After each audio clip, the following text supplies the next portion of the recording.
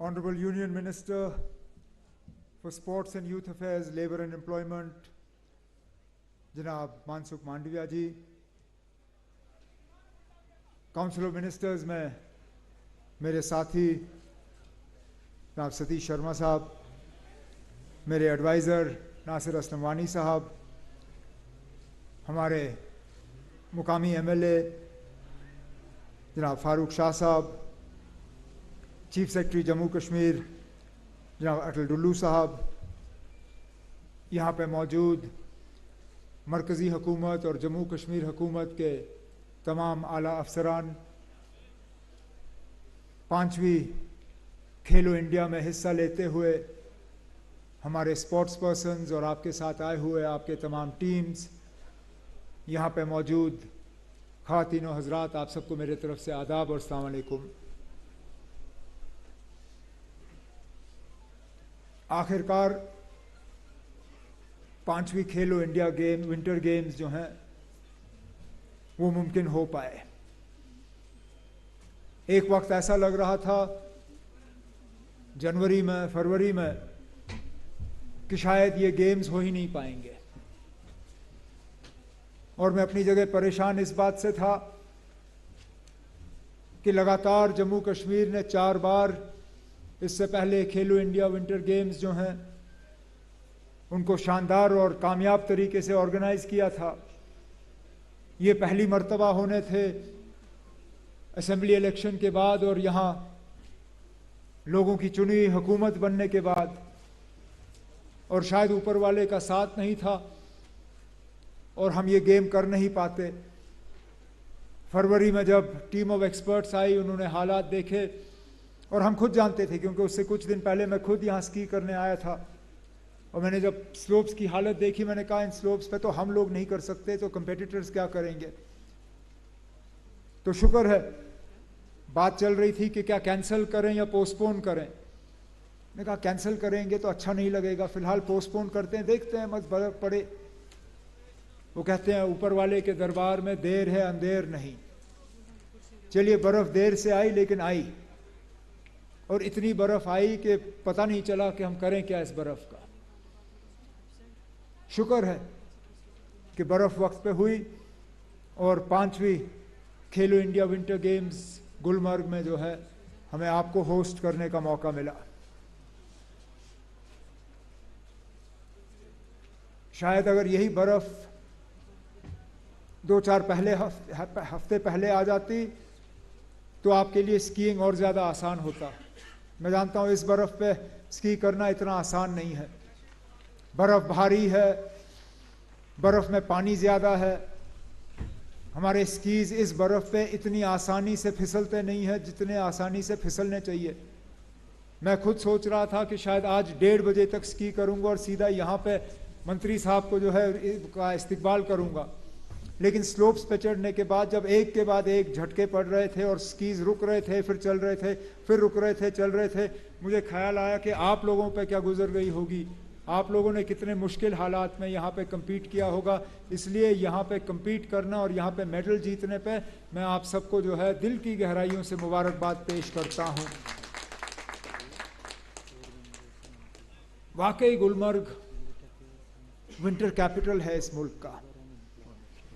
जहाँ हम बैठे हैं इस मुल्क में स्कीइंग यहाँ से शुरू हुई। ये लिफ्ट जो हम देख रहे हैं, ये T-बार, इसको T-बार लिफ्ट कहते थे। गुलमर्ग में सबसे पहला ये लिफ्ट लगा। शायद अगर मेरी इत्तला सही है तो अंग्रेज़ों के वक्त से ये लिफ्ट बना यहाँ।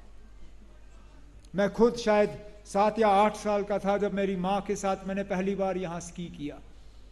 वहाँ से लेके फिर हमने ये ड्रैग लिफ्ट लगाए पोमा के ड्रैग लिफ्ट लगने के बाद एक गंडोला लगा जिसका फारूक शाह साहब ने जिक्र किया।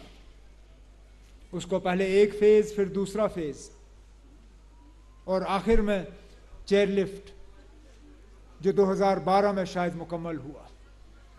लेकिन ये काफ़ी नहीं है। हमारे आसपास के मुल्क जो हैं वो और ज़्यादा आगे निकल गए। हमने अक्सर बेशतर पिछले 2-3 साल में पाया है कि जो लोग गुलमर्ग आते थे साल में 2-3 बार स्की करने के लिए, अब वो हमारे नज़दीकी साउथ सेंट्रल एशियन मुल्क में जाते हैं, वो उज़्बेकिस्तान और इन मुल्कों में जाके जो है वहाँ स्की करते हैं।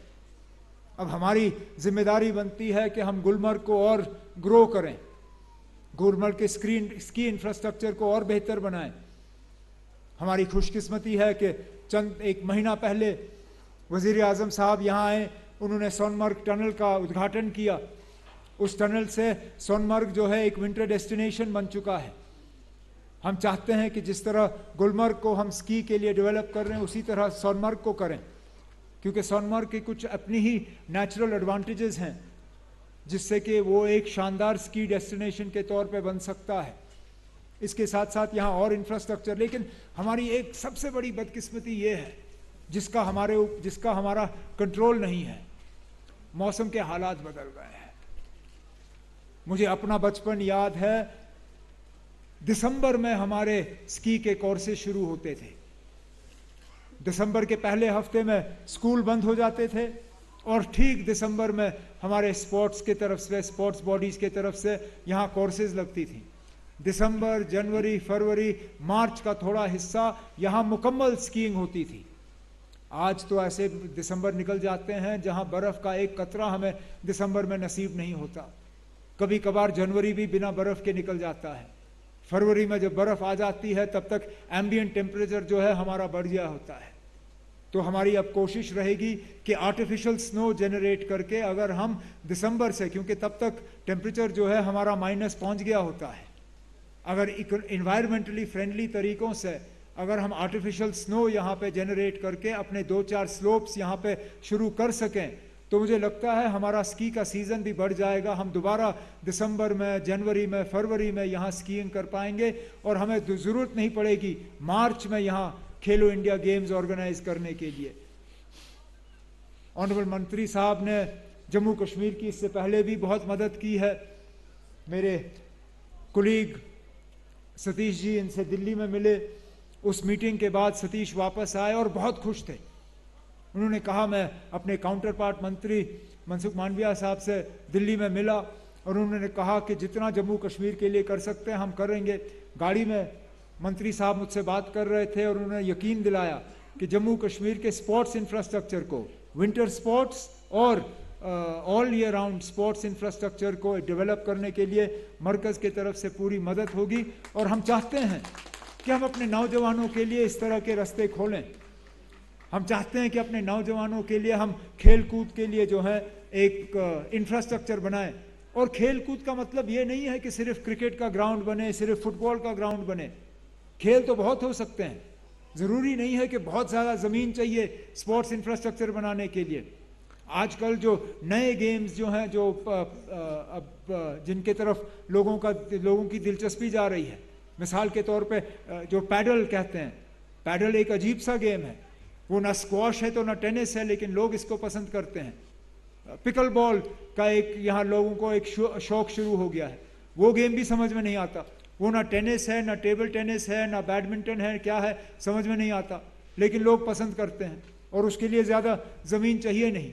तो हमारी कोशिश रहेगी कि हर गांव में किसी न किसी तरीके का स्पोर्ट्स इंफ्रास्ट्रक्चर कायम करें ताकि हमारे नौजवान, जिनको नहीं तो गलत चीज़ों के तरफ जो है उनकी तवज्जो लेने की कोशिश की जाती है, हम अपने आने वाले नस्ल को जो है खेल कूद में बिजी रखें और जम्मू कश्मीर को एक sports destination, adventure sports, winter sports, regular sports के लिए जो है इस मुल्क का एक प्रीएमिनेंट डेस्टिनेशन जो है हम कायम करना चाहते हैं। इसमें मंत्री साहब आपके तरफ से जो मदद होगी हम दिल खोल के जो है उसका शुक्रिया करेंगे। और अपने तरफ से मैंने पिछले दिनों जो असेंबली में बजट पेश की, उस बजट के हवाले से हमने स्पोर्ट्स के लिए खास जो है प्रावधान किए हैं और कोशिश रहेगी कि आने वाले 4-4.5 साल जो हमारे रह गए हैं, जम्मू कश्मीर को स्पोर्ट्स के नक्शे पे पूरी तरह से लाके जम्मू कश्मीर का हम मुस्तकबिल बदल दें। लेकिन आज मंत्री साहब आपने अपने बिजी शेड्यूल में से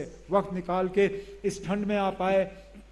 आपने सही कहा, आप 42-45 डिग्री से आए, आज फिलहाल 2 या 3 डिग्री है, कल वापस 45 डिग्रीज में आपको जाना होगा।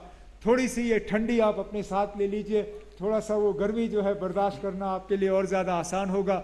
अब हम इंतज़ार करेंगे कब आप वापस आएंगे अपनी फैमिली के साथ और इस खूबसूरती का फ़ायदा लें।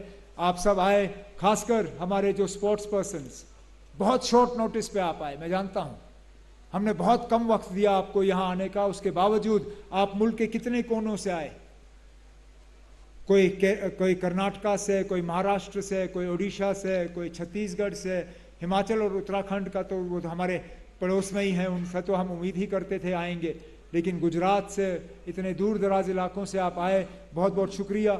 हमारे तरफ से अगर कोई कोताही रही हो, कोई खामी रही हो, उसके लिए हम माजरत खां हैं, लेकिन हम बहुत शुक्रगुजार हैं कि आप आए और 5वीं खेलो इंडिया विंटर गेम्स को आपने यहाँ कामयाब किया। बहुत बहुत शुक्रिया।